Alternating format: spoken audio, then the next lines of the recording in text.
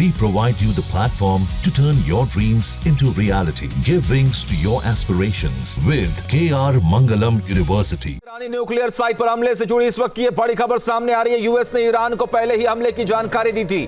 3 ठिकानों पर हमले की जानकारी दी गई थी। ईरान को कल ही हमले की जानकारी दे दी गई थी, ऐसी खबर मिल रही है। जी हाँ, ईरानी न्यूक्लियर साइट पर हमले से जुड़ी ये बड़ी खबर है कि यूएस ने ईरान को पहले ही हमले की जानकारी दे दी थी। 3 ठिकानों पर हमले की जानकारी दी गई थी। ईरान को कल ही हमले की जानकारी दे दी गई थी। मधुरेंद्र लगातार बने हुए हैं हमारे साथ। मधुरेंद्र, ये हमला जिसका जिक्र अब हो रहा है, उसकी जानकारी पहले ही ईरान को दे दी गई थी।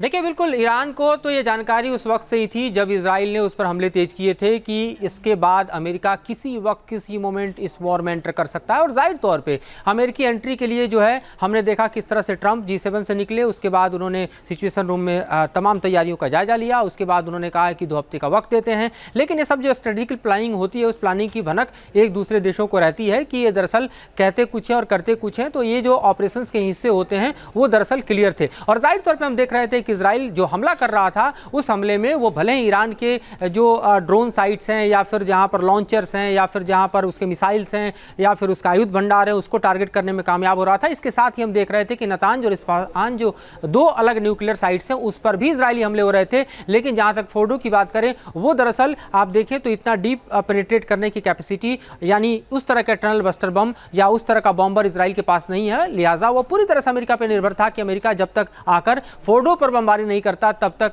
जो टारगेट्स हैं उसे अचीव नहीं किए जा सकते। और अमेरिका ने वो कर दिखाया। अमेरिका ने न सिर्फ फोर्डो बल्कि आप देखिए तो नेतांज और साथ ही इस्फहान पर भी हमले किए। और उसके बाद ट्रंप ने इस बात की जानकारी दी। उसके बाद व्हाइट हाउस के में उन्होंने प्रेस को संबोधित किया और साथ ही उसके बाद फिर ईरान को धमकी देते हुए कह दिया कि अगर ईरान पलटवार करता है तो और भयावह परिणाम भुगतने होंगे। जहां भक्ति है हर शब्द में, कथाओं में छुपे हैं दिव्य रहस्य और ज्योतिष देता है जीवन को दिशा। धर्म से जुड़ी हर बातों को जानने के लिए हमारे चैनल स्तुति को सब्सक्राइब करें।